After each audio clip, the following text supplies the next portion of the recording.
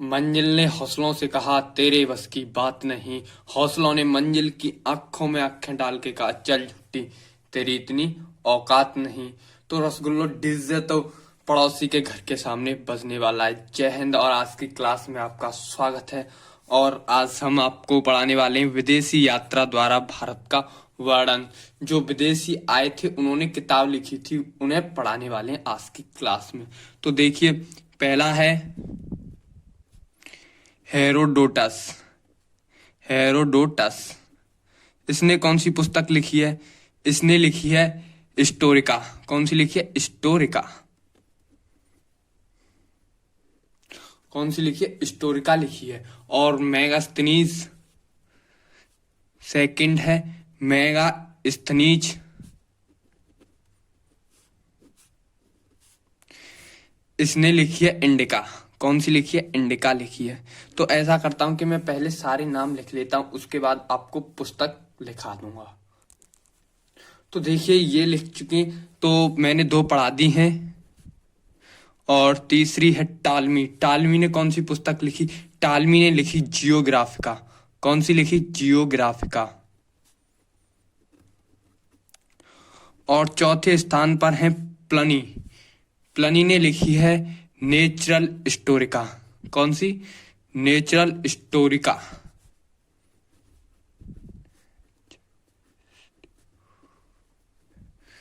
प्लनी ने लिखी है नेचुरल स्टोरिका। और पांचवे पर हैं अल बरूनी। अल बरूनी कौन सी पुस्तक लिखी है? अल बरूनी ने लिखी है किताबुल हिंद। कौन सी पुस्तक लिखी है? किताबुल हिंद। या फिर आप कह सकते हैं तहकीक ए हिंद। तहकीक ए हिंद। ओके। तो अब छठवें नंबर पर है मार्को पोलो। मार्को पोलो ने कौन सी पुस्तक लिखी? मार्को पोलो ने लिखी है चीन की यात्रा। चीन की यात्रा। और सातवें स्थान पर है फाइयान। फाइयान ने कौन सी पुस्तक लिखी है? फाइयान ने लिखी है फौकुओ की। कौन सी लिखी है? फौकुओ की। और आठवें स्थान पर है हेवियान सांग। कौन से हैं? हेवियान सांग। तो इसने कौन सी पुस्तक लिखी है? इसने लिखी है सी क्यू की। कौन सी लिखी है? सी क्यू की। तो देखिए, अब इनमें से कुछ राइटर हैं, उनके बारे में भी जानना जरूरी है। तो पहले लिख लेते हैं हम फाइयान को। कौन से राइटर को? फाइयान। फाइयान ने कौन सी पुस्तक लिखी है? फाइयान ने पुस्तक लिखी है फौकुओ की। कौन सी लिखी है? फौकुओ की। तो इसने फौकुओ की पुस्तक लिखी है। और इसने किस दरबार में लिखी थी? तो इसने लिखी थी चंद्रगुप्त द्वितीय के दरबार में। किसके दरबार में? चंद्रगुप्त द्वितीय के दरबार में लिखी थी। चंद्रगुप्त द्वितीय को क्या जानते हैं? चंद्रगुप्त द्वितीय को विक्रमादित्य भी कहते हैं। तो इसके बारे में ज्यादा कुछ नहीं है। इस पुस्तक में किसकी चर्चा है? इस पुस्तक में भवन तथा कौड़ी की चर्चा है। किसकी है? भवन तथा कौड़ी की चर्चा है। बस इतना ही है। और इसने कब लिखी थी? ये लिखी थी 399 ईस्वी। कब लिखी थी? 399 ईस्वी में। तो अब आगे टॉपिक है, जैसे कि मैंने ये बता दिया आपको। तो अब देख लेते हैं हेवियान सांग। हेवियान सांग इसने कहा कितने में लिखी थी? इसने लिखी थी 629 ईस्वी में। कब लिखी थी? 629 ईस्वी ने। तो देखिए, इसकी पुस्तक का क्या नाम था? इसकी पुस्तक का नाम था सी क्यू की। क्या था? सी क्यू की। और इसने किसके दरबार में लिखी है? इसने लिखी है हर्षवर्धन के दरबार में। आपसे ये पूछ लेगा कि हेवियान सांग किसके दरबार में रहते थे, तो भाई साहब हर्षवर्धन लगाना पड़ेगा आपको। ओके, ऐसे क्वेश्चन पूछेगा, ऐसे नहीं। ये तो तभी तो लिखा रहा हूं मैं कि हर्षवर्धन के दरबार में लिखी है इसने, क्योंकि हर्षवर्धन के दरबार में ये रहता था। ओके, तो इसने अध्ययन कहाँ से किया था? तो देखिए इसने अध्ययन किया था, वो किया था नालंदा विश्वविद्यालय से। कहाँ से किया था? नालंदा विश्वविद्यालय से। इसने अध्ययन भी किया था यहाँ पर, और यहाँ पर इसने टीचिंग भी की थी, पढ़ाया भी था। यहाँ पर नालंदा विश्वविद्यालय में इसने पढ़ा भी था ये, और इसने पढ़ाया भी था। और ये इस को यात्री को क्या कहते हैं? इस हैव्यान सांग यात्री को क्या कहते हैं? इसे राजकुमार भी कहते हैं। क्या कहते हैं? राजकुमार भी कहते हैं। फाइयान को राजकुमार भी कहते हैं। तो अगला है वो है इत्संग। कौन सा है? इत्संग। इसने 673 ईस्वी में पुस्तक लिखी। लिखी क्या थी? इसने त्रिपिटक की 400 कॉपियों को लेकर गया था। ये कॉपी करा के ले गया था त्रिपिटक की। तो देखिए ये चीन का यात्री था, और ये पूछ लेता है कि त्रिपिटक की 400 कॉपियां कौन करा के लेके गया था? तो वो इत्संग थे। कौन थे? इत्संग थे। इसने त्रिपिटक की 400 कॉपियां कराई थी। कितनी कराई थी? 400 कॉपियां कराई थी। इसे हिंदी में कहते हैं प्रतियां, और इंग्लिश में कहते हैं कॉपी। और कॉपी करा के ये कहां ले गया था अपने साथ? चीन ले गया था अपने साथ। तो नेक्स्ट देख लेते हैं इब्न बतूता। क्या? Ibn Battuta. इब्न बतूता कहाँ का रहने वाला था? इब्न बतूता मोरक्को का रहने वाला था। कहाँ का रहने वाला था? मोरक्को का रहने वाला था। यह 7000 किलोमीटर की पैदल यात्रा करके किसके दरबार में आया था? ये आया था मोहम्मद बिन तुगलक के दरबार में आया था। किसके दरबार में आया था? मोहम्मद बिन तुगलक के दरबार में आया था ये। और इसकी सबसे प्रसिद्ध पुस्तक कौन सी है? इसकी सबसे प्रसिद्ध पुस्तक रेहला है। कौन सी है? रेहला पुस्तक है। तो अब नेक्स्ट देख लेते हैं अब्दुल रजाक।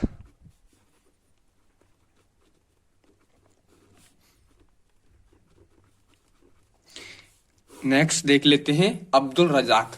अब्दुल रजाक कहाँ का रहने वाला था? ये फारस का रहने वाला था। कहाँ का रहने वाला था? फारस का रहने वाला था। और यह किस काल में आया था? यह विजयनगर काल में आया था। विजयनगर काल में आया था। कर्नाटक का नवीनतम राज्य कौन सा है? विजयनगर है। कौन सा है? विजयनगर है। और ये फारस का, ये कौन से काल में आया था? ये विजयनगर काल में आया था। और इसकी पुस्तक कौन सी है? इसकी पुस्तक है मतला ए शाहीन। कौन सी है? मतला ए शाहीन। और उस दरबार का राजा कौन था उस टाइम पर? तो उस टाइम पर था कृष्णदेव राय। कौन सा था? कृष्णदेव राय। अब्दुल रजाक फारस का रहने वाला था। यह विजयनगर काल में आया था, और इसकी प्रसिद्ध पुस्तक मतला ए शाहीने थी। और ये कृष्णदेव राय के काल में आया था, क्योंकि विजयनगर का उस टाइम पर राजा कौन था? कृष्णदेव राय था। तो अब देख लेते हैं अल बरूनी। अल बरूनी।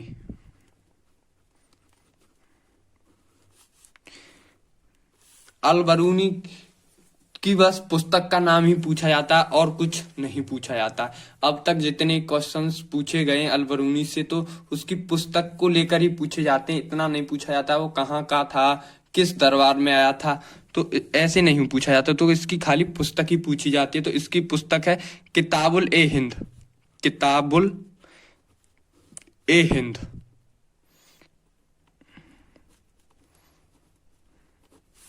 किताबुल ए हिंद, या फिर आप कह सकते हो किताबुल हिंद। किताबुल हिंद। तो अब अगला नेक्स्ट देख लेते हैं, वो है अल मसूदी। अल मसूदी। तो इन्होंने बस भारत के मौसम के मानसून के बारे में बताया था। भारत के मानसून के बारे में बताया था इन्होंने।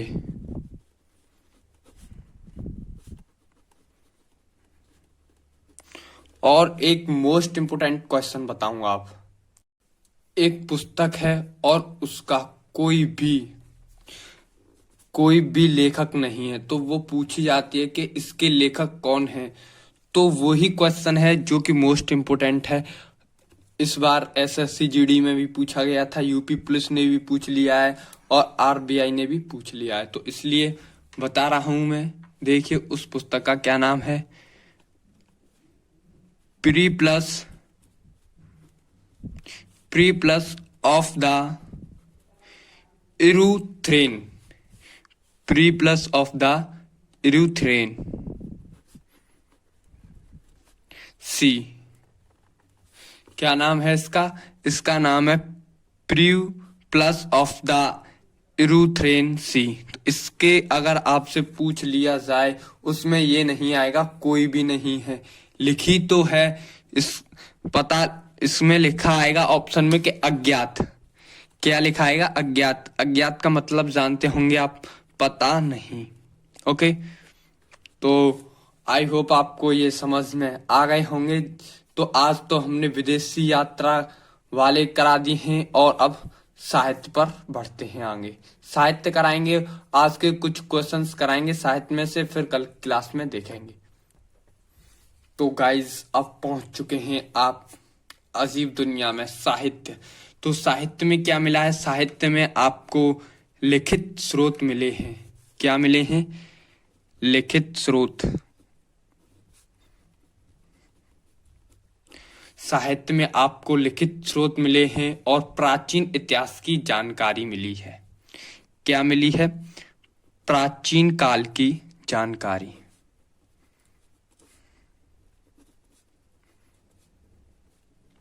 यह सबसे बड़ा स्रोत है, प्राचीन काल की जानकारी। हमें अपने प्राचीन काल की जानकारी मिली है। तो अब देख लेते हैं गैर धार्मिक स्रोत। क्या देख लेते हैं? गैर धार्मिक स्रोत। इनमें एक एक लाइन है, आपको ज्यादा कुछ याद करने के लिए है नहीं, आपको समझना है ये गैर धार्मिक स्रोत हैं क्या और धार्मिक स्रोत हैं क्या, बस यही समझना है। तो गैर धार्मिक स्रोत होता है, इसका संबंध कैसा होता है? इसका संबंध किसी भी धर्म से नहीं होता है। इसका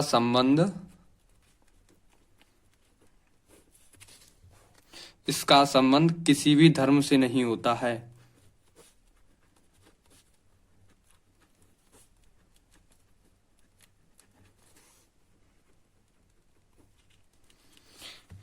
इसका संबंध किसी भी धर्म से नहीं होता है और इसमें एग्जाम्पल्स पूछे जाते हैं बस। तो दो ही पुस्तक हैं इसकी, देखिए। राजनीतिक होता है ये गैर धार्मिक स्रोत, एक राजनीतिक होता है। तो देखिए, एक तो अर्थशास्त्र है, पुस्तक है ये अर्थशास्त्र। और भारत की सबसे पहली राजनीतिक पुस्तक कौन सी है? तो राजनीतिक पुस्तक है वो है मनु स्मृति। कौन सी है? मनु स्मृति।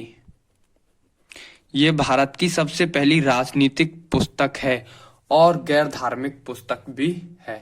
तो अब देख लेते हैं धार्मिक स्रोत।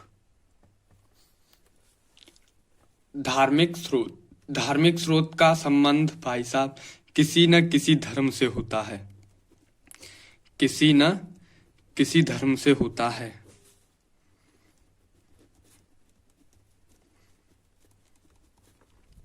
अब देख लेते हैं गैर ब्राह्मण। क्या? गैर ब्राह्मण। गैर ब्राह्मण भाई साहब ये क्या है? गैर ब्राह्मण वैसा स्रोत जिसका संबंध किसी हिंदू धर्म से नहीं होता। गैर ब्राह्मण का संबंध किसी भी हिंदू धर्म से नहीं होता। किसी भी हिंदू धर्म से नहीं होता।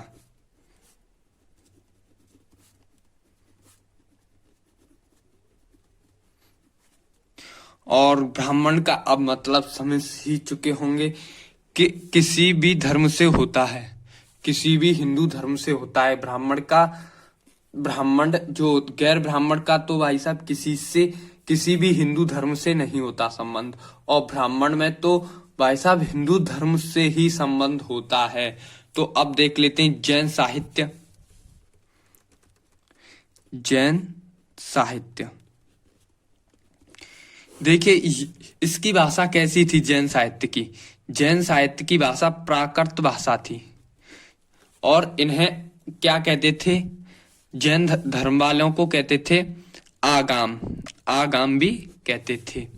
और इसके कुछ एग्जाम्पल्स भी हैं, तो हैं वो 12 अंग, 12 उपांग और आधा राग सूत्र, क्या आधा राग सूत्र, और भगवती सूत्र और मूल सूत्र और आदि पुराण। क्या है? आदि पुराण। तो अभी तो हमने से छोटा सा पढ़ा है, आगे चलेंगे जैसे ही हम महाजनपद को बीच से ब्रेक कर देंगे, क्योंकि 2-3 धर्म आ जाते हैं, बौद्ध धर्म, जैन धर्म, तो इन्हें कंप्लीट करा देंगे क्योंकि आपकी समझ में आता रहे। तो अब देख लेते हैं बौद्ध साहित्य। कौन सा? बौद्ध साहित्य।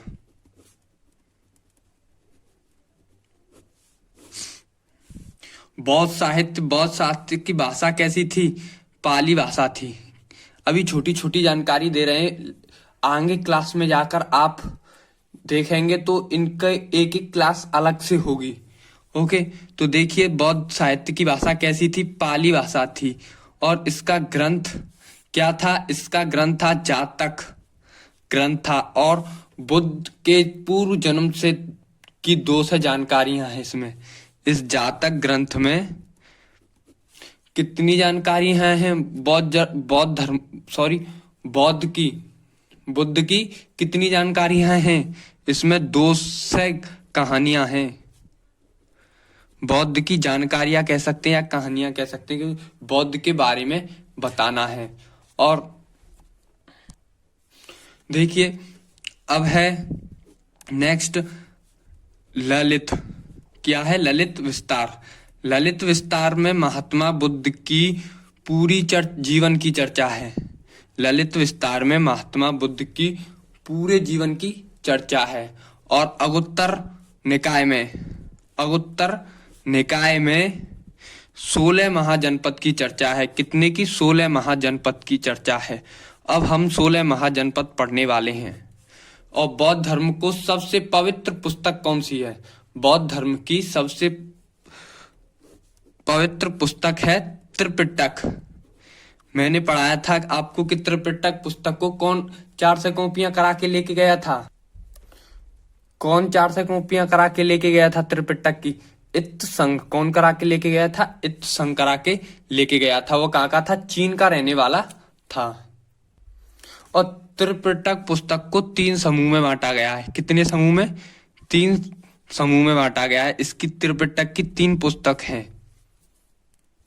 तो देखिए वो 3 कौन कौन से पिटक हैं। 3 पुस्तक हैं, कौन कौन सी हैं? एक है सूत पिटक, और दूसरी है वो कौन सी है? वो है विनय पिटक। कौन सी? विनय पिटक। और तीसरी कौन सी है?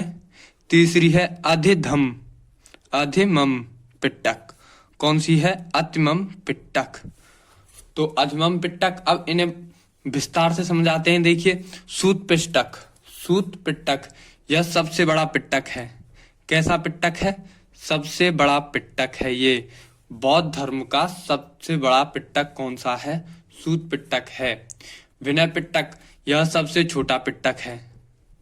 विनय पिटक यह सबसे छोटा पिटक है। और अधिधम पिटक कैसा है? इसमें महात्मा बुद्ध के दार्शनिक की विचारों की चर्चा है। किसकी चर्चा है? दार्शनिक विचारों की।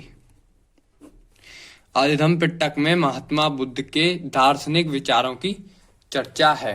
ओके, तो आई होप आपको आज की क्लास समझ में आ गई होगी। अगर समझ में आ गई हो तो आज की क्लास को लाइक शेयर सब्सक्राइब कर दीजिए। और गाइस आपको कल सुबह बजट की क्लास मिलने वाली है। 6:30 बजे आपको बजट की क्लास मिल जाएगी। 2022 बजट की आपको आने वाले सभी एग्जाम में प्रश्न छपने वाले हैं उस क्लास में से, तो उस क्लास को जरूर देखिएगा। तो फिर मिलेंगे कल की क्लास में, तब तक के लिए जय हिंद जय भारत।